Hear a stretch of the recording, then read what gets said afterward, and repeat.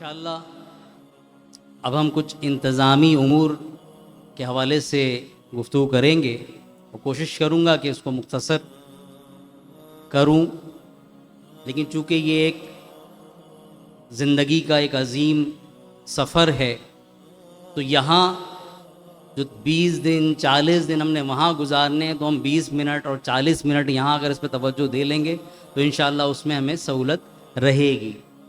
बिलखुसूस जो ओवरसीज़ पाकिस्तानी सुन रहे हैं, अब वो चूँकि ऑफ़िस में आके इस तरह से मिल नहीं पाए बार बार, जिस तरह आप लोगों की मुलाकात यहाँ हो जाती है, तो वो वाकई उनकी बेचारों की कुछ परेशानी अपनी जगह दुरुस्त हैं, क्योंकि इस मुबारक सफ़र की एक एक्साइटमेंट भी होती है, हाजी परेशान भी हो रहे होते हैं। तो सबसे पहले जो चीज़ अर्ज़ करूँ कि आपको जो यहाँ लोग आए उनको हमने ये फ़ाइलें दी हैं और बाहर वाले हुज्जाज को भी इसकी PDF शेयर कर दी जाएगी, जिसमें हमने आपको फ़ाइल पर आपका हाजी नंबर लिख कर दिया है। पहली चीज़ जो आपने याद रखनी है, आप पूरे सफ़र में नाम से नहीं, आपने अपना और अपने घर वालों का हाजी नंबर याद रखना। इसकी बहुत सारी वजूहात हैं। एक छोटी सी वजह मैं आपको अर्ज़ कर दूँ, जिससे आप ख़ुद भी इस हिकमत को समझ जाएंगे कि हम किसी जगह जा रहे हैं और मैं कहूँ कि भाई बाहर बस आई है, अब फ़लाँ साहब, मुज़म्मिल साहब, रफ़ाकत साहब, साद साहब, अब मैं ये नाम पुकार रहा हूँ, एक लंबा वक्त लगता है। जबकि मैं कहूँ कि बस नंबर 1 में हाजी नंबर 1 से 45 तक चले जाएं और 46 से 90 तक बस नंबर 2 में चले जाएं, तो आप समझ रहे हैं ये 2 मिनट में काम खत्म। ये कब मुमकिन है कि जब अपना हाजी नंबर अब आपको याद होगा। तो अब हम भी और आप भी इसी रेफरेंस से गुफ्तगू करेंगे, और आप कोई भी चीज़ आप ऑफिस से लेंगे या बताएंगे तो अपना हाजी नंबर आप लाजमी याद रखेंगे, इससे आपको बहुत आसानी होगी। वहाँ रूम भी इसी तरह दिए जाते हैं, खैमों में भी इसी तरह तकसीम की जाती है कि भाई इस खैमे में या इस कमरे में इस नंबर से इस नंबर तक हाजी है। अब ये हमें पता है कि ख़वातीन के हज नंबर क्या हैं और मर्द हजरात के क्या हैं, लेकिन आपको ज़रूर इन हाजी नंबरों को याद रखना है। एक एक सफ़र में बाज़ दफ़ा एक एक नाम के कई हुज्जाज होते हैं, तो फिर वो मसाइल आते हैं। इसी तरह आपके बहुत सारे जो गिफ्ट आइटम और हमने यहाँ डिस्प्ले भी कर दी हैं, इस पर भी हमने हाजी नंबर जो हम खुद दे रहे हैं हमने डाल दिया है, ताकि चीज़ें एक जैसी होती हैं आपस में मिक्स ना हो। लेकिन जो चीज़ें आप खुद ला रहे हैं उस पर आप लिख दीजिएगा, ताकि वो आगे पीछे किसी कमरे में पहुँच जाएँ तो हुज्जाज आप तक पहुँचा दें। और ये याद रखना चाहिए कि बाज़ चीज़ें लोग ढूंढ रहे होते हैं तो जाके मिलती हैं। हम खुद भी तवज्जो दें कि अगर हम कमरे में 4 या 5 लोग हैं और हम में से किसी का सामान नहीं है, तो हम कम से कम रिसेप्शन पर या अपनी इंतज़ामिया को आगाह कर दें। वरना ये होता है कि ढूंढने के बाद जब पता चलता है किसी कमरे में था किसी का बैग, तो पूछा भाई आपने बताया नहीं, तो वो कहते हैं कि भाई हम समझते रहे हम में से किसी का है। लेकिन अगर आप आपस में एक दूसरे से पूछ लेंगे तो ये भी सहूलत हो जाएगी। तो पहली चीज़, ये जो फाइलें आपको दी गई हैं इसमें हाजी नंबर आपके डले हैं, और इस रेफरेंस को अब आपने पूरे सफ़र में याद रखना है। फिर इसमें पैकेजेस, अब चूँकि लोगों की अपने अपने मामलात और सहूलत के हिसाब से कोई मुख्तसर दौरानिए के हज शेड्यूल पे जाना चाहता है, कोई लॉन्ग ड्यूरेशन पे जाना चाहता है, तो इसलिए मुख्तलिफ हैं। तो जो पैकेजेस हैं इसमें लगा दिए गए, और जो आपका और कंपनी का मुआहदा है वो भी इसमें अलग से लगा दिया गया। इसका वजह यह है कि हज एप्लीकेशन फॉर्म अभी आप लेके भी जाएंगे यहाँ से, और शेयर भी किए गए थे कि चेक कर लें, तो उसमें बाज़ दफ़ा ही सवाल आता है कि भाई हमारा पैकेज तो ये तय हुआ था, इसमें अमाउंट कुछ आ रही है, तो उसमें वो बेसिक उठाता है, बेसिक पैकेज शेयरिंग पैकेज को उठाता है। और हुज्जाज बहुत सारे कुछ उनकी एक्स्ट्रा सर्विसेज की डिमांड भी होती है जो पे करते हैं, तो वो हज फॉर्म पर शो नहीं हो रही होती। तो उसके लिए फिर हमने अलग से इसमें आपका पूरा डिटेल उसके अंदर डाल दी कि अगर आपका कोई और कंपनी से अलहदा से कोई एक्स्ट्रा सर्विस आपने मुआहदा किया है तो वो उसमें शामिल है। इस पर फ़्लाइट शेड्यूल दे दिए गए, फाइल के अंदर आपकी फ़्लाइट शेड्यूल है हमारा। इंशाअल्लाह चूँकि मुख्तलिफ मैंने अर्ज़ किया कि कुछ शॉर्ट ड्यूरेशन वाले हुज्जाज हैं, कुछ लॉन्ग ड्यूरेशन वाले, तो हमारी जो फ़्लाइट पहला ग्रुप जो जाएगा वो फ़्लाइट है 8 जून, फ़्लाइट है 8 जून। लेकिन बड़ी गौर से मेरी बात आपने सुननी है, जाना 8 जून को नहीं है, 7 जून। हमने इसीलिए ये शेड्यूल जो लगाए इस पर लिख दिया है नीचे बड़ा बड़ा बोल्ड करके कि आपको 7 जून को اتنے بجے ایئرپورٹ پر پہنچنا ہے اور ہماری ٹیم سے محبوب رحمانی حج سروسز کے اسٹاف سے وہاں ملاقات کرنی ہے, اور ایک مخصوص کارڈ ہم وہیں پہ دیتے ہیں تاکہ حاجی وہاں پہ بھی ہمیں پتہ ہو کہ ٹائم پر آ گیا ہے اور ہم سے مل کے اندر جائے. میں تو خیر انشاءاللہ ساتھ ہوں, اور بھی بزرگ حضرات ساتھ ہیں, علامہ صاحب ساتھ ہیں, باقی بھی جو ٹیم کے حضرات ساتھ ہیں سفر میں, وہ بھی میں انشاءاللہ بھی آپ کے سامنے ان کی بھی زیارت کروا دوں گا. لیکن کچھ ہمارے ٹیم کے ممبر یہاں ایئرپورٹ پہ موجود ہوتے ہیں جو آپ کو اٹینڈنس لگا کے, جیسے ابھی آپ تشریف لائے تو ریسیپشن پہ آپ نے سائن کیا, اس طرح ایئرپورٹ پہ بھی ڈپارچر لاؤنج پہ ہمارا عملہ موجود ہوگا جن کو آپ نے اٹینڈنس دینی ہوگی, اور وہ آپ کو ایک لاسٹ مومنٹ میں جو کارڈز دیے جاتے ہیں کچھ دیں گے. اچھا, اوورسیز پاکستانی سے پریشان نہ ہوں, ان میں سے کچھ چیزیں جو بھی ہوں گی وہ ہم آپ کو شیئر کر دیں گے. تو ذہن میں رکھیے, جن کی فلائٹ ٹکٹ پر 8 جون لکھی ہے ان کو کب جانا ہے؟ 7 جون کی رات 11 بجے ایئرپورٹ پہ پہنچنا ہے, کیونکہ فلائٹ ٹائم ہے رات 3 بجے کا. 12 بجے کے بعد تاریخ چینج ہو جاتی ہے ٹکٹوں کے اوپر, رات 12 بجے کے بعد ڈیٹ بدل جاتی ہے, اس لیے ٹکٹ پہ لکھا آ رہا ہوگا 8 جون. یہ شارٹ ڈیوریشن والے ہیں پہلی فلائٹ. لانگ ڈیوریشن والوں کی ہماری فلائٹ ہے, ٹکٹ پہ لکھا ہوگا 9 جون, لیکن جانا کب ہے گھر سے؟ 8 جون کی رات 10:30 سے 11 کے درمیان ڈپارچر لاؤنج پہ انہوں نے ہمارے ٹیم سے وہاں ملاقات کرنی ہے انشاءاللہ. حسن بھائی یہ بتائیے کہ ہماری ٹیم کہاں ملے گی, کس اسپاٹ؟ ڈپارچر لاؤنج کے باہر. ڈپارچر لاؤنج کے باہر. ظاہری بات ہے کہ وہ اندر نہیں جا رہے ہیں, جو اندر والے اسٹاف وہ آپ کو پتہ ہے. اچھا, اس کے ساتھ ساتھ اس میں نیچے گزارشات میں لکھ دیا گیا ہے کہ ٹریفک, آپ اور ہم سب اس شہر میں رہتے ہیں تو ٹریفک کے معاملات آپ جانتے ہیں. حج کو عام ٹریولنگ سے الگ رکھیں.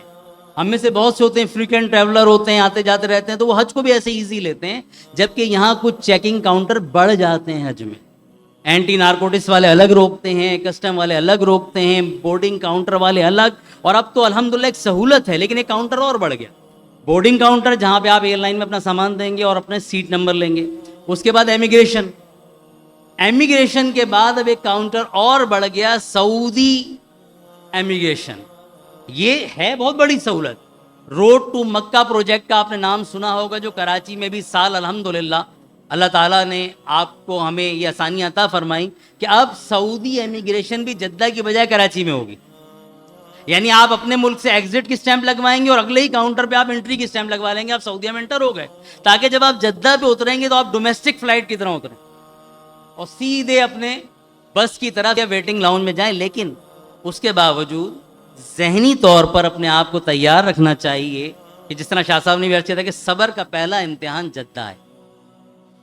اس تمام تر سہولت کے باوجود, کیونکہ میں کل بھی کچھ حجاج سے گفتگو کر رہا تھا کہ کتنی آسانیاں ہو گئیں. جو آج سے 20 سال پہلے حج پہ تھے ان کے الگ معاملات ہیں, انہوں نے جو تکالیف اٹھائیں, جو 50 سال پہلے تھے ان کی تکالیف, اور جو اس سے پہلے کرتے رہے اونٹوں گھوڑوں پہ. لیکن میں نے عرض یہی کیا کہ جس دور کا حاجی ہوتا ہے نا, وہ اس کو یہ بھی مشکل لگتا. اب یہ اتنی بڑی سہولت ہے یہاں پاکستان میں امیگریشن ہو جانا, لیکن مسئلہ یہ قوم اسی دور کی ہے. جیسے آج کل بچے, ٹیکنالوجی والے بچے آ رہے ہیں نا, وہ موبائل فون بولنا بعد میں سیکھتے ہیں, موبائل استعمال کرنا پہلے سیکھتے ہیں. تو اسی طرح یہ اس دور کا حاجی بھی اسی دور کا ہوتا ہے, اس کو نہیں پتا وہ پہلے والے تجربات کیا تھے, اس کے لیے یہ بھی مشکل ہوتا ہے. تو ہمیں اپنے آپ کو ذہنی طور پر آمادہ رکھنا ہے کہ حج میں سب سے زیادہ سہولت اور مزے وہ لیتا ہے جو اپنی گھڑیوں کو یہاں بھول جائے. حسن بھائی آپ نے بتایا کہ ٹائم پر یہاں پہنچنا ہے. اگر کسی وجہ سے میں حج پہ جا رہا ہوں اور میری فلائٹ مس ہو گئی تو آج کل کے موجودہ قانون کے مطابق اس کو کیا ہوگا امیگریشن میں؟ خدا نہ خواستہ, بہت اچھی توجہ دلائی ہمارے سینئر گروپ لیڈر احمد علی باپو نے, کہ اگر کسی وجہ سے حاجی غلطی کر جاتا ہے اور لیٹ ہو جاتا ہے تو یہ نو شو کہلاتا ہے, اور نو شو کی صورت میں وہ ٹکٹ ضائع ہو جاتا ہے. نئی ٹکٹ کس کلاس میں آ رہی ہے, کتنے کی آ رہی ہے, ایک بہت بڑا برڈن ہوتا ہے. لہٰذا تھوڑے تھوڑے وقتوں کو نہ وہ دیکھیں بلکہ بیفور ٹائم پہنچنے کی کوشش کریں. یہ وہ سفر ہے ہر جگہ. سعودی وزارت تعلیم کے مطابق جو آپ کا فلائٹ ٹائمنگ دیا گیا, اگر اس کے بعد آپ پہنچتے ہیں تو کیا مسائل آ سکتے ہیں جو کل آپ ڈسکس کر رہے ہیں؟ جدہ کی مطلب آپ کے فلائٹ شیڈول سے آپ ہٹ کے گئے تو جی ہاں, اس دفعہ کی سعودی تعلیمات کے اعتبار سے ڈپورٹ بھی کیا جا سکتا ہے. حج میں ایسا کبھی نہیں ہوا, یہ لفظ پہلی بار انہوں نے استعمال کیا ہے کہ اگر اس طرح کی کوئی معاملات ہوتے ہیں تو ہم یہاں تک حاجی کو واپس بھی بھیج سکتے ہیں, اللہ نہ کرے ایسا ہو. لیکن انہوں نے تھوڑی سی اس کی اہمیت کو اجاگر کرنے کے لیے کہ اپنے ٹائم کو یقینی بنائیں. تو میں پھر دوبارہ عرض کر دوں کہ 8 جون کی جن کی فلائٹ ہے, ٹکٹ پہ 8 جون لکھا ہوگا, انہیں 7 جون یعنی جمعے اور ہفتے کی درمیانی شب فلائٹ ہے, اور جمعے کی رات کو انہوں نے ایئرپورٹ پہنچنا ہے 10:30 سے 11 کے درمیان. جن کی فلائٹ 9 جون ہے تو ان کو ہفتے اور اتوار کی درمیانی شب یہ فلائٹ ہے, اور ہفتے ہی کی رات کو یعنی 8 جون کو پہنچنا ہے ایئرپورٹ رات 10:30 سے 11 کے درمیان. مزید سمجھنا ہو تو آپ آفس میں آ کے تفصیلاً سمجھ سکتے ہیں. اچھا, اب آپ کا جو اب کام ہے, لوگ چونکہ ہماری فلائٹ لاسٹ میں ہوتی ہیں اور اس کی بھی میں وجوہات بتا دوں. اچھا, اب حاجی پریشان ہو جاتا ہے, ایک سفر ہے, اس کی ایک ایکسائٹمنٹ ہے, وہ پریشان ہوتا ہے کہ اب کیا ہے, ویکسینیشن کب کرانی ہے, یہ کب کرنا ہے. حکومت پاکستان کی طرف سے, حاجی کیمپ کی طرف سے انسٹرکشنز ہوتے ہیں کہ اپنی اپنی فلائٹ سے 1 ہفتہ پہلے, 8 دن پہلے ویکسینیشن کے لیے حاجیوں کو بھیجیں. تو آپ خود رش میں جا کے کیوں پھنسنا چاہتے ہیں؟ اس کا طریقہ کار 1 ہفتہ پہلے یا 10 دن پہلے, زیادہ سے زیادہ 10 دن پہلے.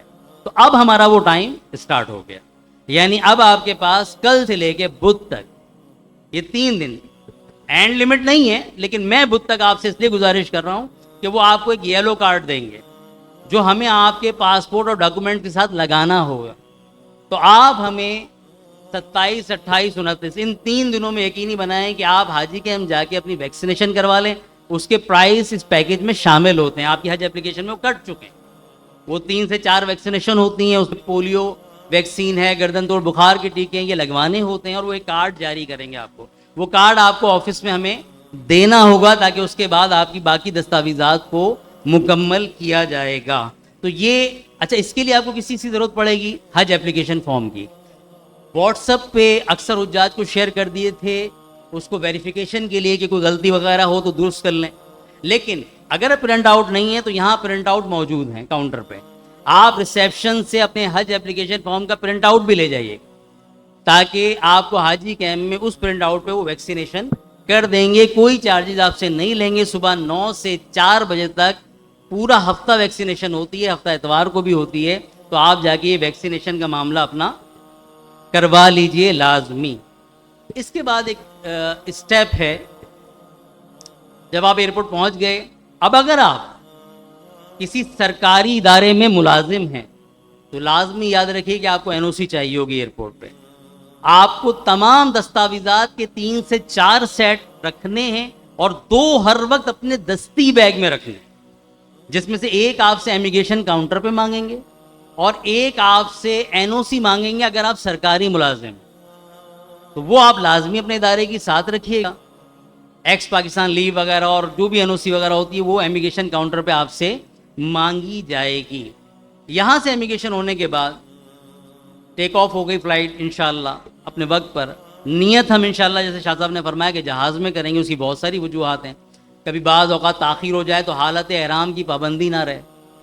دوسری صورت یہ ہوتی ہے کہ لوگ آتے ہیں ہار وار پہنا رہے ہیں, خوشبو لگی ہوئی ہے, اس سے آپ بچ جاتے ہیں. تو جہاز میں نیت کرنا زیادہ بہتر رہتا ہے. جب فلائٹ ٹیک آف کر جائے, آپ کھانے وانے سے فارغ ہو جائیں.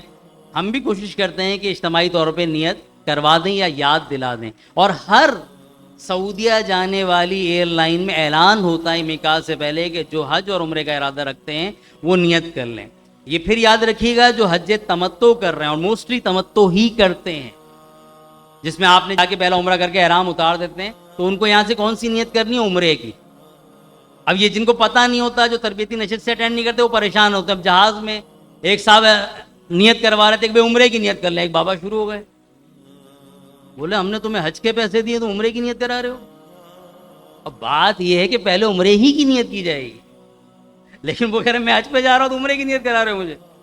تو لہٰذا تربیت بہت ضروری ہوتی ہے کہ جب ہم اس فریضہ حج کی ادائیگی کی طرف ذہن بن جاتا ہے تو شیطان ہماری توجہ شرعی معاملات کو سیکھنے سے ہٹا دیتا ہے, اور ہم دوسرے غیر ضروری امور پہ توجہ زیادہ دے رہے ہوتے ہیں.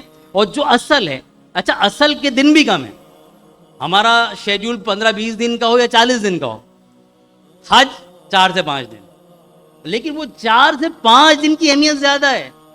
ہمیں اس کو سیکھنا ہے کہ ایک اسٹیپ کو. اور الحمدللہ ہماری خوش نصیبی کہ ہمارے ساتھ علماء ہیں الحمدللہ، تو جن سے ہم اس پورے سفر میں سیکھنے کی کوشش بھی کریں گے. اللہ تعالیٰ ہمارے اس سفر کو آسان و مقبول فرمائے. تو گزارش ہے کہ ان 3 دنوں کے اندر اپنی ویکسینیشن کا عمل مکمل کر لیں. جب آپ ویکسینیشن کے کارڈ ہمیں جمع کرا دیں گے تو اس سے 1-2 دن کے اندر اندر آپ کو دستاویزات انشاءاللہ فون کر کے اسٹیپ بائی اسٹیپ کال کی جائیں گی، تاکہ ایک دم رش نہ ہو. ایک دن کی کچھ فیملیز کو، پھر کچھ فیملیز کو بلا کے ان کے ڈاکومنٹس اور ان کے یہ جو تحائف ہیں وہ ان کے سپرد کر دیے جائیں گے. یہاں پہ ڈسپلے اس لیے کر دیے کہ آپ تیاری کے دوران یہ چیزیں نہ لیں. مثلاً ایک ہینڈ کیری بیگ ہے، ٹرالی بیگ، یہ آپ کو ادارے کی جانب سے پرووائڈ کیا جائے گا.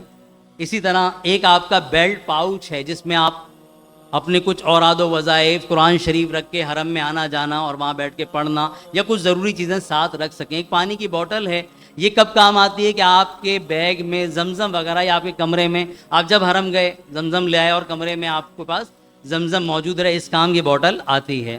تو یہ چیزیں انشاءاللہ تعالیٰ جب آپ ویکسینیشن کی کارڈ جمع کرائیں گے اس سے اگلے 1 سے 2 دن میں آپ کو کال کر کے آپ کے ویزے، آپ کے ٹکٹس اور آپ کے یہ تحائف انشاءاللہ ادارہ آپ کو دے گا. اچھا، اب یہاں سے پہنچ گئے جدہ. سب سے بڑی سہولت میں نے آپ کو عرض کر دی کہ جدہ امیگریشن آپ کا ہو چکا ہے. وہاں اتر کے انشاءاللہ آپ ڈومیسٹک حاجی کی طرح اتریں گے. وہاں پروسیس کیا ہے کہ عموماً وہ ویٹنگ لاؤنج میں لے جاتے ہیں اور ہر ملک کے حاجیوں کو ایک طرف بٹھا دیتے ہیں. اس کے بعد بسز کا سسٹم ہوتا ہے. یہاں خصوصاً اوورسیز پاکستانی جو سن رہے ہیں وہ توجہ دیں میری اس بات پر کہ حاجی سوچ رہا ہوتا ہے کہ میں عربی میں اس کو سمجھا دوں، بھائی ٹوٹی پھوٹی انگلش میں سمجھا دوں، اردو میں سمجھا دوں، مختلف اپنی کوشش کر رہا ہوتا ہے کہ یہ ہمارے جلدی بس میں بٹھا دے. دھیان دیجیے گا، آپ یہ ایسا خودکار نظام ہے بحمدی تعالی، اتنا اچھا سسٹم ہے کہ کوئی گونگا ہو، نابینا ہو، زبان نہ آنا بہت دور کی بات، بولنا ہی نہیں آتا، وہ نابینا ہے، گونگا ہے، اگر وہ جدہ ایئرپورٹ پہ اترا ہے حج عمرہ ویزا پر تو وہ کہاں کہاں جانا ہے، اس کے ویزے کا بار کوڈ سب انہیں بتا رہا ہے، سب پتہ ہے ان کو. آپ کو جدہ سے کس بس میں کس مکتب معلم کے پاس بھیجنا ہے، اس معلم کو پتہ ہے آپ کی بلڈنگ کہاں ہے اور آپ مکہ میں کب تک ہیں، آپ کی ایئر لائن کون سی ہے، مدینہ آپ نے کب جانا ہے اور مدینہ سے واپسی آپ کی کب ہے. آپ کو کچھ بولنا نہیں آتا تو بھی اس کو پتہ ہے. اب ہمارے لوگ پریشان کہاں ہو رہے ہوتے ہیں کہ ٹائم لگ رہا ہے، 2 گھنٹے ہو گئے. ٹائم لگتا ہے. حج میں اصل چیز جس کے لیے ہمیں اپنے آپ کو تیار کرنا، ایک چلنے کے لیے اور ایک وقت لگتا ہے اپنے آپ کو بار بار یہ بات سمجھانی ہے اور اس میں کہیں اپنے آپ کو اضطراب کا شکار نہیں ہونے دینا. میں نچوڑ بتا دوں نا، میں زمانے طالب علمی سے الحمدللہ اللہ تعالیٰ نے مجھے عطا فرمائی اور یہ مجھ سے بھی سینئر حضرات یہاں بیٹھے ہیں. نچوڑ یہ ہے کہ نہ آج تک کوئی گما ہے نہ کوئی غلط گیا ہے. مزے میں وہ رہا ہے کہ جس نے اپنے آپ کو پرسکون رکھا اور اپنے آپ کو حالات پہ چھوڑ دیا. سب کام ہوتے رہتے ہیں. پریشان کون ہوتا ہے؟ جو گھبرا رہا ہے، اضطراب کا شکار ہے. اب وہ اس کو رش میں بھی پریشان ہوگا، وہی بھگدڑ میں بھی پریشان ہوگا. جو اطمینان کی کیفیت والا ہوتا ہے نا وہ سائڈ پہ ہو جاتا ہے. رش ہے، ایک طرف ہو جاؤ، بیٹھ جاؤ. ایسا ہوا مینا میں بزرگ حجاج کو رستہ نہیں مل رہا. ابھی تو یہ موبائل اور لوکیشن کا دور ہے، اس سے پہلے کی بات کر. ایون کہ میرے والد صاحب ایک مرتبہ عرفات سے واپس آ رہے گم ہو گئے اور بہت باہمت موجود تھے، ابھی یہی ہیں، اسٹیج پہ بیٹھے تھے. تو وہ پریشان ہو گئے، جبکہ پریشان نہیں ہوتے. پریشان ہو کے فون آیا کہ مجھے خیمہ نہیں مل رہا. میں نے کوئی مسئلہ نہیں ہے، کوئی چائے کا ہوٹل نظر آ رہا ہے؟ کیوں مینا میں ہے جگہ جگہ وہ بنے ہوتے ہیں خیموں کے درمیان. میں نے کوئی چائے وغیرہ کا ہوٹل نظر آ رہا ہے، آپ چائے پئیں بیٹھ کے، رستے کو چھوڑیں، چائے پئیں. وہ جب چائے پی لی آدھے گھنٹے میں نے فون کیا تو کہہ رہے ہیں آپ چائے پی کے فارغ ہو تو سامنے اپنا خیمہ دو. ہوتا کیا ہے، آدمی پریشان اور اضطراب کا شکار ہو کے خود گھبرا جاتا ہے. آپ الٹا چل ہی نہیں سکتے وہاں. آپ طواف میں الٹا چل کے دکھا دیجئے، آپ سیدھا نہیں چل پاتے اپنے دم پر، لوگ دھکا دے کے چلا رہے ہوتے. تو اب جب عرفات سے مینا جانا ہے، رمی کرنے، تو آپ عرفات کی جانب کیسے چلیں گے؟ نہیں چل سکتے. بلکہ وہ بھی لوگ بہاتے ہوئے لے جاتے ہیں آپ کو. जमरात की तरफ। तो एक बात तो जहन में रखें, वहाँ ना कोई घूमता है, हाँ वक्त लगता है। जब आप इसके लिए तैयार हैं तो इंशाल्लाह हज के मज़े ही लेंगे, परेशान नहीं होंगे। दूसरी बात, मौलिम कैसे पता चलेगा? आपको पता लगाने की ज़रूरत ही नहीं है, आपका वीज़ा सब कुछ बता रहा होता है। कौन सा मोहल्ले में, आपको ना किसी को कॉल करने की ज़रूरत है। जब आपको ये समझ में आ गई कि टाइम लगता है तो बस अब आप इत्मीनान से बैठे रहें, वो खुद कॉल करेंगे, भाई आ जाइए आ जाइए। कभी ऐसा लग रहा होता है शायद भूल गए, लेकिन ऐसा नहीं होता। थोड़ी देर बाद आपको बुलाएंगे, चलें आ जाएं भाई आ जाएं। कहाँ है? महबूब रहमानी वाले या मुनज़्ज़म कंपनी का नाम ले लेते हैं, वो भी हमने फाइल के ऊपर लिख दिया है, अल वकील मुनज़्ज़म। तो मुनज़्ज़म नाम ले लेते हैं, नए नाम इन्होंने हज कंपनीज को दिए हैं, मुनज़्ज़म का नाम अलग दिया है। तो अल वकील का नाम ले लेंगे, या वो आपको महबूब रहमान के नाम से पुकारेंगे। अब वो बसों में बैठाना शुरू कर देंगे जद्दा एयरपोर्ट से। आपको कहीं बताने की ज़रूरत नहीं मेरा मौलिम कौन है, मैं सी कैटेगरी वाला हूँ, बी कैटेगरी वाला हूँ, कुछ बोलने की ज़रूरत। अकेला हाजी भी उतरेगा, किसी मुल्क से आ रहा है, वो हम तक हमारी बिल्डिंग तक वो पहुँचा देते हैं। और जो हमारे साथ हैं वो वैसी ग्रुप के साथ हैं, उनको वैसी परेशान होने की ज़रूरत नहीं है। हसन भाई, एयरपोर्ट पे जब हम वेट कर रहे हैं उस दौरान जैसे आपने कहा कि कोई भी कहीं नहीं रहेगा और जो भी होगा वो सबको लेके जाएंगे, तो ऐसा ना हो कि मैं कहीं और निकल के किसी तरफ घूमने चला गया कि मेरे बगैर तो बस ही नहीं जाएगी। तो ये भी ना करें, बहुत अपने- ज़बरदस्त पॉइंट की तरफ तवज्जो दिलाई। ग्रुप के साथ बैठें या कहीं जाएं, वॉशरूम वगैरह जाएं, वज़ू पहुंच करने तो वो जाएं, भी नमाज़ जाएगा, पढ़ने जाएं। पहुंच तो वो भी जाएगा, लेकिन हो सकता है दूसरे दिन पहुंचे। एक होता है कि उन्होंने ये जगह दी हुई है कि भाई इस हॉल में ही पाकिस्तान वाले बैठे हैं, अब ये हाजी टहल रहा है, वो चाय ढूंढ रहा है, वो थोड़ा फ्रेश होने चला है, वो कहीं जाके सो गया जहाँ खाली था। भाई कोई मुल्क नहीं आया हुआ था, इसने बोला ये वाले कैंप खाली पड़े हैं, सो जाओ, वेटिंग लॉन्च खाली पड़ा हुआ है।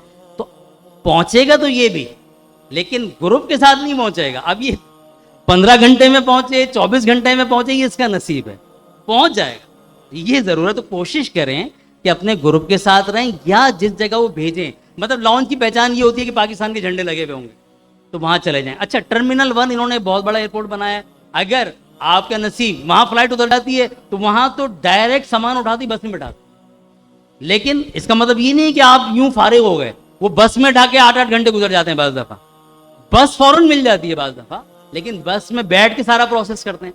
जो आप वेटिंग लॉन्ज में बैठे हुए थे वहाँ प्रोसेस हो रहा था, वो डॉक्यूमेंट चेक कर रहे थे, एक एक डॉक्यूमेंट को स्कैन करते हैं, इनमें लगता है टाइम। बस फौरन मिल गई, अब आप कहीं चल नहीं रही। बस में बैठने से मतलब ये नहीं कि आप चल पड़ेंगे, एक बहुत लंबा प्रोसीजर पीछे होता है कि वो आपके सारे वीज़े, आपकी चीज़ें वो स्कैन कर रहे होते हैं, बारकोड स्कैन कर रहे होते हैं, और सारा शेड्यूल बस ड्राइवर के हवाले करते हैं कि जाके मौल्लिम के हवाले करो। फिर मौल्लिम आपके पासपोर्ट के साथ अपने ऑफिस रिकॉर्ड में उसको रखता है।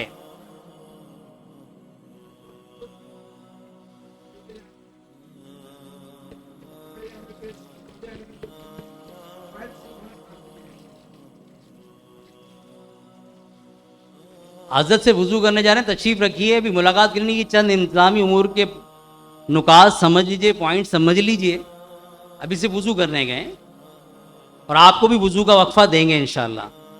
इन्होंने बड़ा अच्छा सवाल किया कि अगर हमें कोई मेडिसिन ले जानी है, तो जब आप हाजी कैंप अभी अगले 3 दिन में वैक्सीनेशन के लिए जाएंगे तो अपनी जो मेडिसिन आप लेके जाना चाहते हैं, इस्तेमाल करते हैं, उसकी एक अपने दिनों के हिसाब से कोटा ख़रीद के एक प्लास्टिक बैग में साथ ले जाइए, और हो सके तो अपने डॉक्टर की प्रिस्क्रिप्शन साथ रखें। वो देखकर हाजी कैंप के डॉक्टर उसको सील कर देंगे, अपनी स्टैंप लगा देंगे। जो स्टैंप वाले बैग होता है मेडिसिन का, उसको एयरपोर्ट पे नहीं रोका जाता। कोशिश ये करनी चाहिए अपने डॉक्टर से आप टैबलेट फॉर्म में मेडिसिन लें, अमूमन लिक्विड फॉर्म में अलाउ नहीं करते, इसी तरह कैप्सूल फॉर्म में बाज़ दफ़ा रोक लेते हैं। अच्छा, एक और चीज़ ये करें कि अपनी मेडिसिन के जेनेरिक नेम या जो फार्मूला होता है उसकी तस्वीर ले लें, क्योंकि यहाँ मेडिसिन का नाम मुख्तलिफ हो सकता है, फार्मूला एक ही होता है। जब आपके पास मोबाइल में पिक्चर होगी तो आपको सऊदीया के मेडिकल स्टोर से भी मिल जाएगी, और मुफ्त अस्पताल भी बहुत, सऊदियों के भी, और अपनी पाकिस्तान गवर्नमेंट भी हज पे स्पेशल हॉस्पिटल्स बनाती है जिसकी इंश्योरेंस वगैरह सब ऑलरेडी आपके इस हज फॉर्म के साथ पेड होती है, तो वो आपको ये सारी सर्विस फ्री भी मिलती है। हाँ, मेडिकल स्टोर पर डायरेक्ट चले गए तो महंगी मिलती है, तो कोशिश करें कि अपनी कोई दवाई की ज़रूरत भी है तो किसी पाकिस्तानी हॉस्पिटल से या किसी सऊदी हॉस्पिटल से जाके आप ले लें। तो दवाइयाँ आप हाजी कैंप से पैक करा लें, बहुत अच्छा है। دوسری چیز یہ ہے کہ اب آپ جدہ سے انشاءاللہ مکہ المکرمہ پہنچ گئے. میں نے وہی عرض کیا تھا کہ ٹائم لگتا ہے, ٹائم کو آپ نے برداشت کرنا ہوگا, یہ پہلا اسٹیپ ہے. اور اس میں ایک اور بات عرض کر دوں کہ پورا سفر حج کو آسان بنانا, خاص کر وہ, اچھا حج ہے کیا, وہ صرف 5 دن ایام حج من عرفات, باقی تو آپ عمرے کی طرح نارمل ہوٹل ہوتا ہے, حرم ہوتا ہے. اصل ہے وہ 5 دن جس میں ہمیں یہ ساری چیزوں کو ذہنی طور پہ اپنے آپ کو تیار کرنا ہوتا ہے. اور اس میں اگر ایک چیز آپ نے سمجھ لی, صبر کہاں کرنا ہے, ہر کسی کے لیے اس کا معاملہ مختلف ہے. ہر کسی کے سامنے حج میں الحمدللہ اس سفر سے سن 2001 سے وابستہ ہوں. حج کے سفر میں ہر کسی کے سامنے وہ بات آتی ہے جو اس کے خلاف مزاج, اور یہی شاید آزمائش. آپ سمجھیے گا میری بات کو. اور جن حاجیوں نے بات سمجھی انہوں نے واللہ شکریہ ادا کیا, ابھی بھی بیٹھے ہیں. بولا حسن بھائی یہ ایک جملہ ایسا تھا جس نے ہمیں کئی جگہ بچا لیا کہ ہم کہیں بدمزگی کا شکار ہوتے. حج میں ہر کسی کے سامنے وہ معاملہ ضرور آتا ہے قدم با قدم جو اس کے خلاف مزاج ہو. مجھے لائٹ بند کرنے کی سونے کی عادت ہے, شیئرنگ میں کوئی ایسا حاجی مل گیا وہ لائٹ جلا کے بیٹھا ہوا ہے اور پڑھ بھی قرآن رہا ہے. اب کیسے ڈوبوں, قرآن پڑھ رہا, ذہنی طور پہ یہی تیار کیوں نہ کر لوں اپنے آپ. واش روم میں آزمائش ہو جاتی ہے. بعض دفعہ ایسا ہوتا ہے کہ آپ لائن میں لگے ہوئے, اب آدھے گھنٹے بعد نمبر آیا اور کوئی آ جائے گا, ایسا بہت ایمرجنسی ہے, واللہ یہ سمجھو اللہ کی طرف سے بھیجا ہوا ہے. یہ غصہ نہیں کرنا, پاگل ہوں میں آدھے گھنٹے سے کھڑا ہوں, نہیں یہ کون ہے مجھے نہیں پتا, یہ واقعی انسان ہے, حاجی ہے, یا میری آزمائش ہے. میں نے یہ بہت تجربہ کیا. میرے ساتھ ہوتا تھا 1 گھنٹے بعد عرفات میں نمبر آ رہا ہے, اچانک کوئی آ گیا. جب نمبر آیا کوئی آ گیا, حضرت اب دماغ تو بہت گھومتا ہے آدمی کا, گرمی ہے, کھڑا ہے, لیکن پھر ایک خیال آیا کہ یار یہی تو تیری آزمائش ہو سکتی ہے, یہاں نہیں تو کہاں. اللہ کی مخلوقات سے سامنا اس سرزمین پہ نہیں ہوگا تو کہاں ہوگا. تو بہت قدم با قدم اپنے آپ کو سنبھال کے ہمیں چلنا ہے اور ذہنی طور پر تیار رکھنا. اور ایک چیز اگر اب میں نے نیت کر لی نا, اور یہ علماء نے, ہمارے اسلاف نے حج مقبول و مبرور, حج مقبول و مبرور کی جو نشانیاں بتائی ہیں نا, اس میں سے 2 چیزیں میں آپ کو بتاتا ہوں. فرمایا اپنے دیگر حاجیوں کے ساتھ خیر خواہی کرتا چلے, یہ حج مبرور کی نشانی. اگر تم جاننا چاہتے ہو کہ حج مقبول کسے کہتے ہیں تو دوسرے حاجیوں کے ساتھ خیر خواہی کرتے چلو. اب خیر خواہی بہت سارے طریقے سے ہو سکتی ہے. مالی طور پر میں زیادہ رخت سفر لے کے چلوں کہ کسی حاجی کو ضرورت پڑ جائے میں کام آ جاؤں, یا کوئی اور مشقت جس میں اس کا ساتھ دے دوں. ایئرپورٹ پہ رش ہے, اس کی مدد کر دوں, وہ پہلی بار سفر کر رہا ہے. کیونکہ آپ یاد رکھیے گا حج میں دنیا بھر سے وہ مسلمان بزرگ حضرات اور ایک وہ طبقہ سفر کرتا ہے جو کبھی اپنے ملکوں میں شہر پہ بھی نہیں گیا ہوتا, یعنی کراچی سے لاہور کا سفر بھی نہیں کیا ہوتا, لیکن حج میں اچانک سفر کا واسطہ پڑتا. اب آپ کہہ رہے ہیں یار میں عموماً جاتا ہوں, اتنی لمبی لائن لگتی نہیں ہے, یہ ٹائم لگ رہا ہے, عجیب تماشا ہے, بورڈنگ کوئی کس سیٹ پہ بیٹھ گیا, کوئی کس سیٹ پہ. نہیں, مجھے یہ نہیں سوچنا, مجھے یہ سوچنا ہے کہ مجھے اگر کوئی ایسا حاجی میرے آگے کھڑا ہے تو میں اس کی ہیلپ کروں. اگر میں جانتا ہوں اور اللہ نے مجھے استطاعت دے دی ہے, چند لفظ مجھے آ گئے ہیں, مجھے پتا ہے اس کو کیا کہتے ہیں, اس اصطلاح کو کیا کہتے ہیں, بورڈنگ کیا ہوتی ہے, سیٹ نمبر کیا ہوتا ہے, تو میں یہ ذہن بنا کے چلوں کہ جتنا ممکن ہے میں حجاج کے کام آؤں گا. اور یہ سوچ لیا تو آپ کا سفر اتنا مزیدار ہو جائے گا کہ آپ حیران ہو جائیں گے, آپ اس کی روحانیت کو محسوس کریں گے. اور جن لوگوں نے اس پر عمل کیا الحمدللہ میں نے دیکھا ہے کہ وہ کئی سالوں سے سفر کر رہے ہیں. بعض تو ہمارے ساتھ ہی کر رہے ہیں, کئی سالوں سے کر رہے ہیں, کچھ تو آتے ہی اسی لیے. مجھے کراچی کتنے لوگ ملتے ہیں, اور اپنے ساتھ بھی کتنے لوگ ملتے ہیں. مجھے ایک بندہ ملا 2003 یا 4 میں, وہ ہاسپٹل لے کے جا رہا تھا مجھے. میں نے کہا میں تو خود الحمدللہ ہوں, تم مجھے ہیلپ کر رہا. میں تو, ہم لوگ کراچی سے صرف ایام حج کے لیے آتے ہیں اور 2-3 دن مدینہ حاضر لے کے چلے جاتے ہیں. ہر سال اسی لیے آتے ہیں, کوئی گما ہوا حاجی مل جائے, کسی کو ہاسپٹل جانا ہو, صرف اس لیے آتے ہیں. صرف ایک تھیلی ہوتی ہے, اور میں جانتا ہوں ایسے لوگ گھر پہ بھی نہیں پتا ہوتا, آفس میں بھی نہیں پتا ہوتا.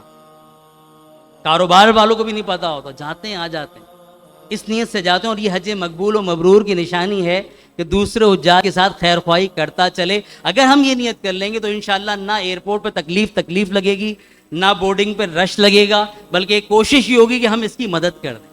یہ دیر لگا رہا ہے, اس کا سامان اٹھا کے ہم رکھ دیں. جس کو سیٹ نہیں مل رہی ہے ہم سیٹ دلوا دیں, بجائے اس کے کہ میں غصہ کروں گی یار یہ کدھر بیٹھ گیا, میری سیٹ پہ بیٹھ گیا. ارے بھائی اپنے حج کو مقبول بناؤ, مبرور بناؤ. اللہ نے یہ موقع دیا ہے, ایک ایک لمحہ کیش کرو. اللہ تعالیٰ ہمارے اس سفر کو آسان و مقبول فرمائے. اب بعض لوگوں کا سوال کہ ہم وہاں پہنچ کے عزیزیہ, ہم یہاں سے جدہ ایئرپورٹ سے عزیزیہ پہنچیں گے. عزیزیہ کیا ہے؟ عزیزیہ مکہ المکرمہ حدود حرم کا ہی علاقہ ہے, اور یہ منی سے پیرالل اور بالکل ساتھ ہے. اس کا فائدہ سب سے زیادہ ایام حج میں ہوتا ہے کہ منی آدمی ٹہلتا ہوا چلا جاتا ہے. یعنی میں اگر آپ کو سمجھانے کے لیے عرض کروں, اگر آپ نے کراچی میں کٹی پہاڑی دیکھی ہے تو اس کے دونوں طرف کیا ہے, ایک طرف نارتھ نازم آباد ہے, ایک طرف قصبہ کالونی. جسٹ اسی طرح عزیزیہ اور ایک طرف منی کی وادی چل رہی ہے, بیچ میں ہر تھوڑے فاصلے پہ پہاڑیوں میں انہوں نے کٹ لگایا. تو آدمی عزیزیہ سے پیدل واک کرتا ہوا ایک برج چڑھتا ہے اور ادھر اترتا ہے, منی میں اتر جاتا ہے. منی سے چلتا ہے عزیزیہ میں اتر جاتا ہے, اور یہ عزیزیہ. لیکن یہ حدود حرم میں, یہاں جو بھی عبادت وہ حدود حرم کی عبادت ہے, حدود حرم سے بات نہیں ہے. لوگ سمجھتے ہیں شاید کوئی اور شہر ہے, نہیں, حدود حرم کا علاقہ پورا مکہ آباد ہوتا ہے. عزیزیہ کا تو چلیں گے بینیفٹ ہے نا کہ منی سے قریب ہے. بہت سارے مکہ کے ڈسٹرکٹ ہیں, بطحہ, قریش, خالدیہ, شوگیہ, رسیفہ, سب میں حج ہی ہوتا ہے. لیکن وہ بیچارہ منی سے بھی دور ہوتا ہے اور حرم سے بھی دور ہوتا ہے. عزیزیہ والے کو بینیفٹ یہ کم از کم ایام حج میں منی سے قریب ہوتا ہے. حدود حرم جانے میں بعض اوقات 15-20 منٹ لگ جاتے ہیں. 5 کلومیٹر کا کم و بیش راستہ ہے. جائیں گے کیسے؟ تو ہم انشاءاللہ اجتماعی طور پہ بسوں کے ذریعے گروپ کی صورت میں عمرہ کرنے جائیں گے. آپ 8 تاریخ والے گروپ میں تب بھی ساتھ جائیں گے, 9 تاریخ والے گروپ میں پہنچے تب بھی ساتھ جائیں گے. اوورسیز پاکستانی جو الگ الگ فلائٹ سے آ رہے ہیں وہ بھی انشاءاللہ ہمارے ساتھ ہی عمرہ کریں گے. اگر ہمارے پہنچنے سے ان کا وقت قریب ہوا تو ہم انتظار کر کے کچھ دیر بعد ساتھ کر لیں گے, اور اگر اگلے دن ہوا تو ان کو علیحدہ سے کرا دیا جائے گا. اس میں پریشان ہونے کی ضرورت نہیں ہے. اور پھر اس کے بعد عمرہ کر لیا, اب جناب میں حرم جانا ہو تو بالکل ہمارے سے ٹرانسپورٹ سروس دی جاتی ہے. ناشتے کے بعد پوچھ لیا جاتا ہے کتنے حجاج جانا چاہتے ہیں. اگر زیادہ ہیں تو بس آ جاتی ہے, ورنہ کم ہوتے ہیں تو بھی ان کو ڈراپ کروا دیا جاتا ہے حرم کے پاس. آنا کب ہے؟ آنے کے لیے بتایا جاتا ہے کہ بھائی اس راستے پہ, کیونکہ بسیں تو وہاں کیا کار بھی نہیں رک سکتی. ایک لمحے کے لیے حرم کے 1-2 کلومیٹر کے قریب کسی گاڑی کو رکنے نہیں دیتے. بھائی آنا کب ہے؟ عشاء کے بعد فلاں جگہ پہ آپ آ جائیے پوائنٹ پر, تو یہاں سے انشاءاللہ ہمارا کوئی بھی ٹیم کا بندہ موجود ہوتا ہے اور وہ آپ کو واپس عزیزیہ بلڈنگ پر بھیج دیتا ہے. لیکن ایک چیز میں عرض کروں کہ عزیزیہ پہنچنے کے بعد ہمارے پاس حج میں دن ہی 3-4 رہ جائیں گے. تو ہماری کوشش یہ ہوتی ہے کہ وہاں بھی ٹریننگ سیشن جاری رہیں, اور ابھی بہت ساری چیزیں یہاں ڈسکس نہیں ہو پاتی اور یاد بھی نہیں رہتی, ہو بھی گئی ہوں تو یاد نہیں رہتی. آپ اس سے اندازہ لگا لیں کہ ہم عید کی نماز ہر سال پڑھتے ہیں, 2 دفعہ پڑھتے ہیں عید. نماز جنازے میں اکثر شرکت ہوتی ہے, لیکن ہم کیا چاہ رہے ہوتے ہیں کہ جب کبھی نماز جنازہ یا عید میں کھڑے تو امام صاحب طریقہ دہرا دیں, جبکہ آئے دن واسطہ رہتا ہے. تو اب جو کام زندگی میں پہلی بار کر رہے ہوں تو اس پہ کتنی توجہ کی ضرورت ہوگی. تو لہٰذا وہاں بھی ٹریننگ سیشن ہوتے ہیں. ہم مشورہ یہی دیتے ہیں کہ حج سے پہلے ایک عمرہ کرنے کے بعد کوشش کریں کہ اس وقت اپنے عمارت میں رہیں, وہاں قریب میں نماز ادا کریں اور اچھی طرح ٹریننگ سیشن اٹینڈ کریں. حج سے 1 دن پہلے جب ہم پہنچیں گے 2 سے 3 دن رہ گئے, 1 دن عمرے میں گزر گیا, پھر 1 دن ہم منی کا پیدل وزٹ کرتے ہیں حج سے پہلے. اس کا فائدہ یہ ہوتا ہے, اور اس میں خواتین بھی ہمارے ساتھ جا سکتی ہیں اگر ہمت ہو, اس کا فائدہ یہ ہوتا ہے کہ حاجی مین حج والے دن پریشان نہیں ہوتا. اس کو پتا ہوتا ہے میں گروپ کے ساتھ ہوں تب بھی پہنچاؤں گا, نہیں بھی ہوں تو بھی مجھے پتا ہے کہاں کنکریاں مارنی ہیں, منی سے راستہ کون سا بلڈنگ پہ آ رہا ہے, وہ اپنے طور پہ آؤٹو پر آ جاتا ہے. اب گرمی کے دن ہے تو عزیزیہ کا وہ فائدہ کیسے اٹھا سکتے ہیں کہ بھائی کنکری ماری, دن اپنا جا کے روم میں گزار لیا اگر ضرورت ہے, ورنہ خیمے میں تو بہت اچھی بات ہے. لیکن اگر کوئی چاہے کہ بھائی گرمی زیادہ ہے تو دن میں فاصلہ وہی ہے, عزیزیہ کی بلڈنگ جائے 1-1.5 کلومیٹر پیدل چل کے وہاں پہنچ جائے گا, 2-2.5 کلومیٹر چل کے خیمے میں پہنچ جائے گا. تو پھر حاجی کو اختیار ہوتا ہے کہ وہ دن میں چلا گیا اور مغرب کے بعد مینا میں رات گزارنا سنت، تو پھر ٹھنڈے ٹائم پھر خیمے میں آ گئے۔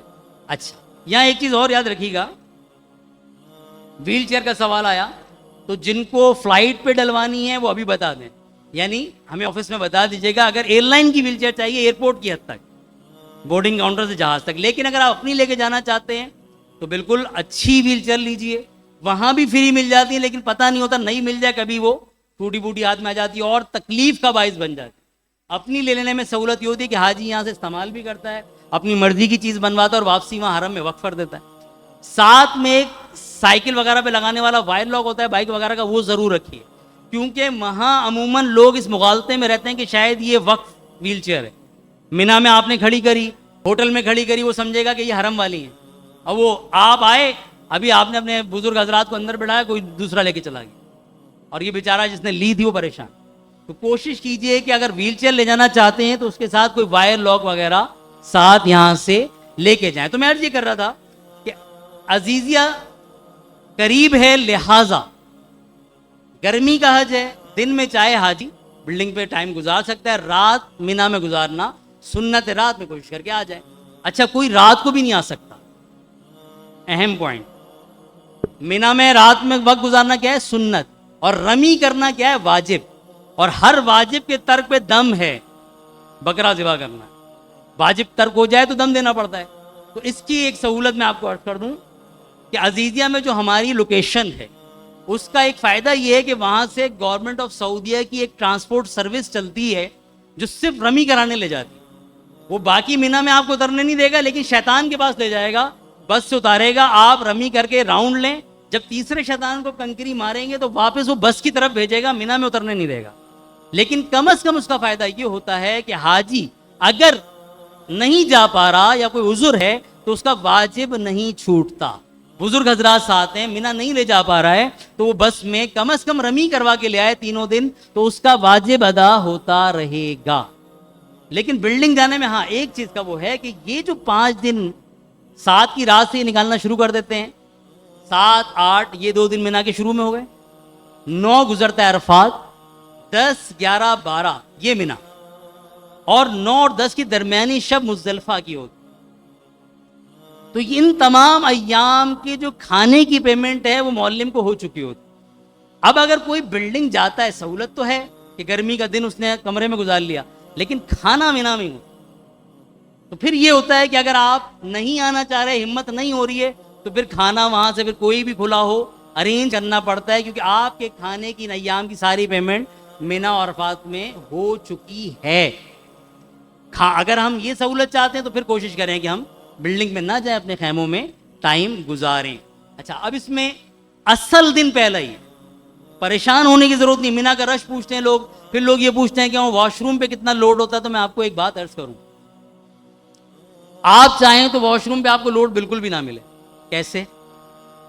ہماری عادت یہ ہے لوگوں کی کہ جیسی دیکھا نا کہ عصر کا وقت آ رہا ہے، 45 منٹ رہ گئے، آدھا گھنٹہ، سارے بھاگتے ہیں، اب رش۔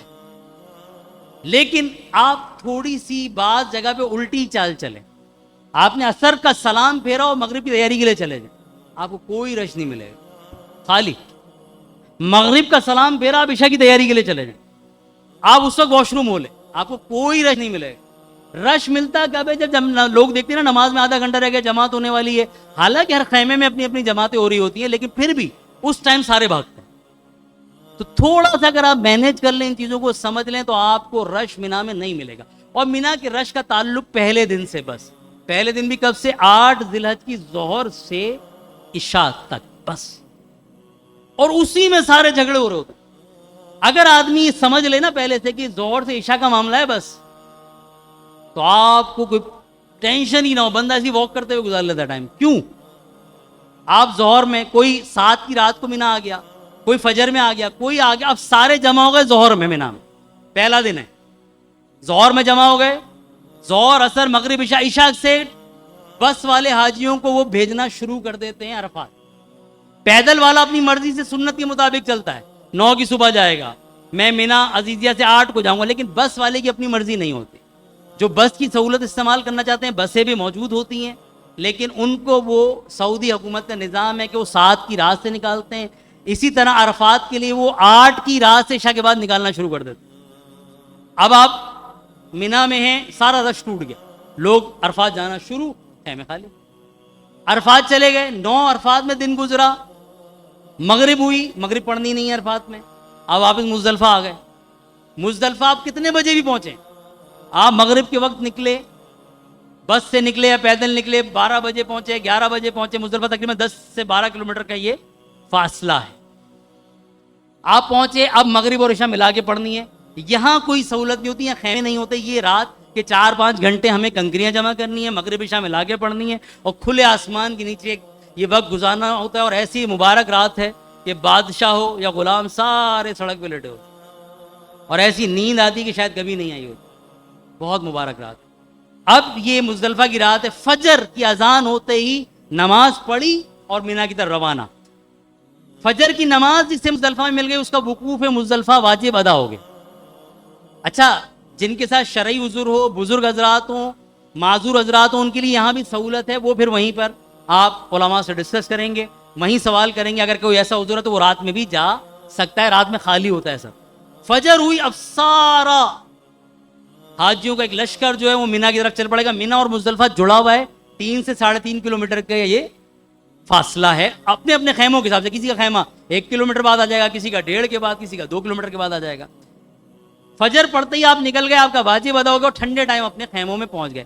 لیکن میں جو بتانا چاہ رہا ہوں وہ سمجھے گا. پہلے دن رش ملا تھا, اب رش نہیں ملے گا. کیوں؟ 10 کو کوئی کنکریاں مار کے بلڈنگ پہ جا رہا ہوگا, کوئی طواف زیارہ کے لیے نکل گیا ہوگا. اب حاجی جمع ہی نہیں ہوتا. 10, 11, 12 اور ہم تو 13 کو بھی کنکریاں مار کے آتے ہیں. 13 کی اختیاری ہے, لیکن ہم جب اتنے دن ہیں تو کرنا کیا ہے؟ تو ہم 12 اور 13 کی درمیانی شب وہاں صلاۃ و تسبیح, ذکر و دعا کرتے ہیں اجتماعی. جو حاجی چاہتے ہیں وہ 12 کو چلے جاتے ہیں. لیکن 10, 11, 12 پریشان ہونے کی ضرورت اس لیے نہیں ہوتی کہ حاجی ایک ساتھ مینا میں ہوتا ہی نہیں ہے. کوئی کنکری مار کے صبح ہی چلا گیا, کوئی دوپہر میں کنکریاں مار رہا ہے, کوئی رات کو واپس نہیں آیا, کوئی طواف زیارہ کے لیے دوسرے دن گیا ہوا ہے, تو روٹیشن رہتی. اب آپ یہ سمجھ لیجئے کہ رش صرف پہلے دن کب سے کب تک ہوتا ہے؟ ظہر سے عشاء. جب یہ بات ذہن میں ہوتی ہے تو آدمی ہنس رہا ہوتا ہے لڑائی جھگڑے دیکھ کے, یار کس بات ہے, ابھی عشاء کی اذان ہوگی, سب ختم, سب ختم. اور جن حاجیوں کو تجربہ ہے نا, وہ باہر واک کر رہے ہو, کرو خیموں میں جو ایک دوسرے سے بدمزگیاں ہو رہی ہوتی ہیں, وہ اس میں پڑھتا ہی نہیں ہے. کیوں؟ پتہ ہے عشاء کی اذان ہوئی, اب پڑھے رہو, یہاں پہ اکیلے پڑھے رہو, سب چاہ چکے ہوں گے عرفات, سب خالی ہو جائے گا. تو بتانے کا مقصد یہ کہ اپنے آپ کو ایزی رکھیں, اور یہ سفر بہت آسان ہے اگر آدمی خود اضطراب کا, بے چینی کا شکار نہ ہو, اور اطمینان کے ساتھ اپنے آپ کو حالات پر چھوڑ دے, گھڑیوں کو دیکھنا چھوڑ دے, تو سفر انتہائی آسان ہے. باقی انشاءاللہ تعالی مزید کوئی تفصیلات ہو تو آپ آفس رابطہ کر کے سمجھ سکتے ہیں. اللہ تبارک و تعالی ہمارے اس سفر کو مقبول و مبرور فرمائے. آمین بجاہ نبی الامین صلی اللہ علیہ وسلم. ویل چیئر کا ذرا بتا دیجیے.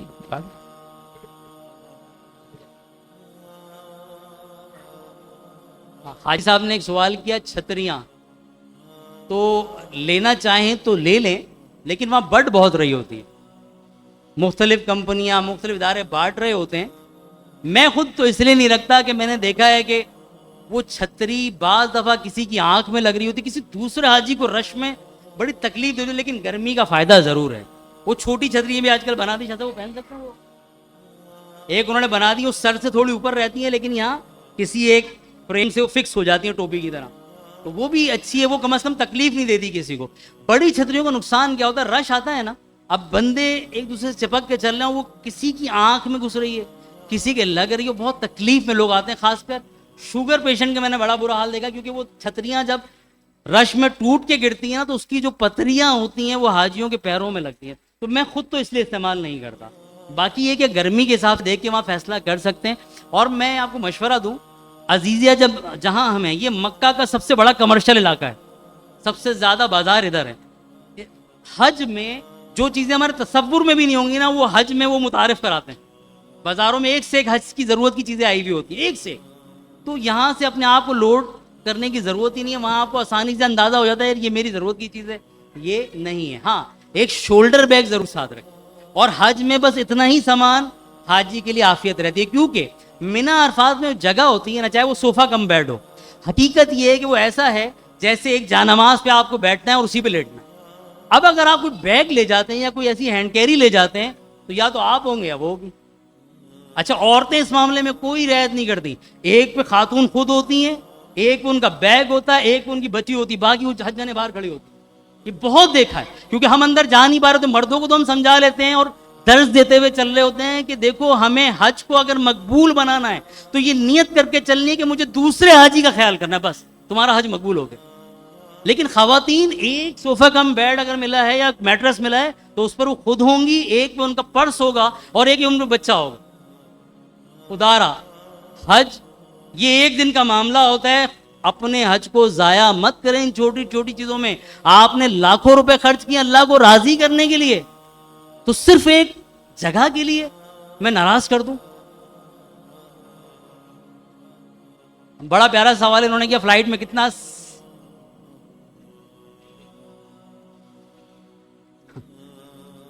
حج میں کتنا سامان الاؤ ہے؟ تو الحمدللہ اللہ کی کرم سے ہمارا کوئی اس میں کمال نہیں, سعودی ایئر لائن ہے آپ کی, اور سعودی ایئر لائن سے زیادہ سامان کوئی دیتا نہیں ہے.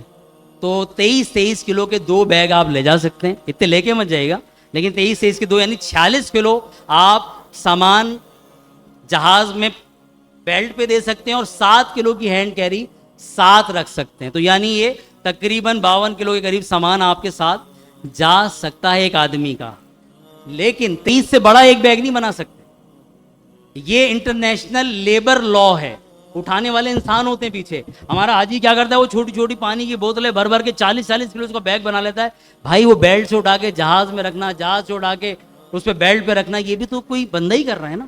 اور وہ آپ نے تو گھسیٹ کے معلم کے اسٹاف کے حوالے کر دیا, وہاں ایئرپورٹ کی ٹرالی پہ کر دیا. لیکن اس سے تو اس لیے قانون بن گئے ہیں کہ 23 کلو سے اوپر کا ایک بیگ آپ بناؤ گے واپس کر دیں. 2 بنا لو لیکن 23 تک ہو بس. اور ایک ہینڈ کیری آپ اس طرح کی کوئی کیبن سائز لے سکتے ہیں. لیکن منی عرفات کے لیے ایک شولڈر بیگ پہ اکتفا کرنے والا حاجی بہت مزے میں رہتا ہے, اس کا چلنا آسان. مجھ سے حاجی پوچھ رہے تھے مزدلفہ کی رات کے لیے کوئی ہم وہ میٹرس رکھ لیں, چٹائی رکھیں, تو میں نے ان کو مشورہ دیا جو ہلکا سے ہلکی چیز ہوتی ہے وہ ہوتی ہے چادر. آپ ایک ایکسٹرا احرام, پورا احرام نہیں, ایک ایکسٹرا احرام کی چادر رکھ لیں. بھائی اگر کوئی چیز کوئی خراب بھی ہوتی تو ایک آدھ چادر ہوگی نا, تو ایک ایکسٹرا احرام کی چادر رکھ لیں, اور ایک بچھانے والی چادر بس, یا وہ جو چٹائیاں آتی ہیں چھوٹی سی. زیادہ وہاں بٹ رہے ہوتے ہیں, عرفات میں بستر بھی بٹ رہے ہوتے ہیں, لیکن وہ حاجی خود تکلیف میں آ جاتا ہے اور بیچارے سے چلا نہیں جا رہا تھا, بستر اٹھایا ہوا ہے. بعض حاجیوں کو میں نے دیکھا وہ عرفات سے مزدلفہ آ رہے ہیں, بیگ اٹھ نہیں رہا, کندھے کٹ رہے ہیں. ہم نے کہا بیگ کھولو تو, حضرت بھی ساتھ تھے باپو, ہم نے کہا بیگ کھولو تو.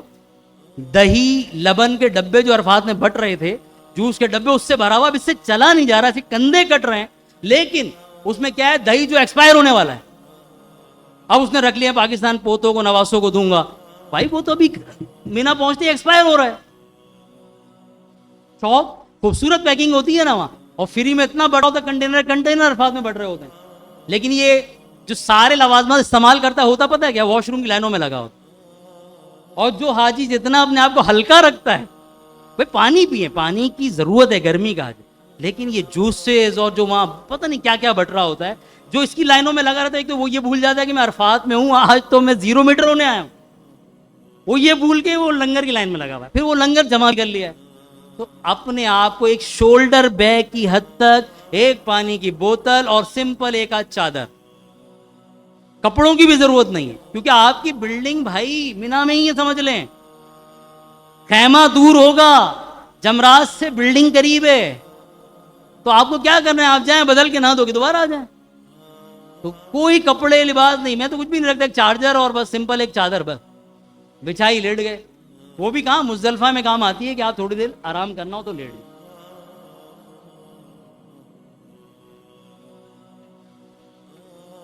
یہ پوچھ رہے ہیں بیگ میں ایئرپورٹ پہ لے رکھ کیا نہیں سکتے, تو کوئی بھی لوہے وغیرہ کی چیز, چھری ہے, یہ سب چیزیں نہ رکھیں.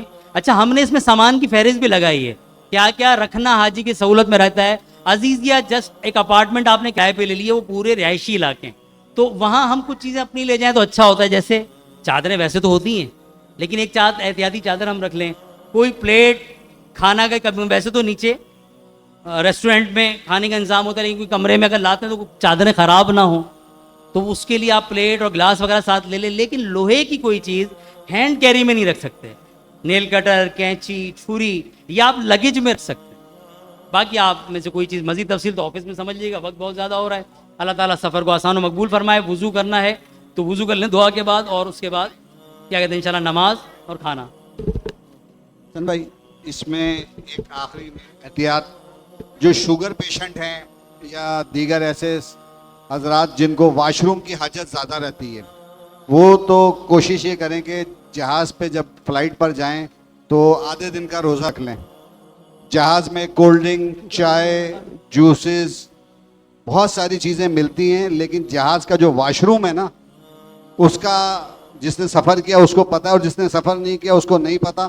تو آپ کو احرام سنبھالنا بہت مشکل ہو جائے گا, احرام کو طہارت کے ساتھ رکھنا بہت مشکل ہو جائے گا. بیبی کموڈ ہوتا ہے چھوٹا سا, پانی بھی صحیح سے میسر نہیں ہوتا, تو کوشش کریں کہ جہاز کا کموڈ یوز کرنے کی ضرورت نہ پڑے آپ کو.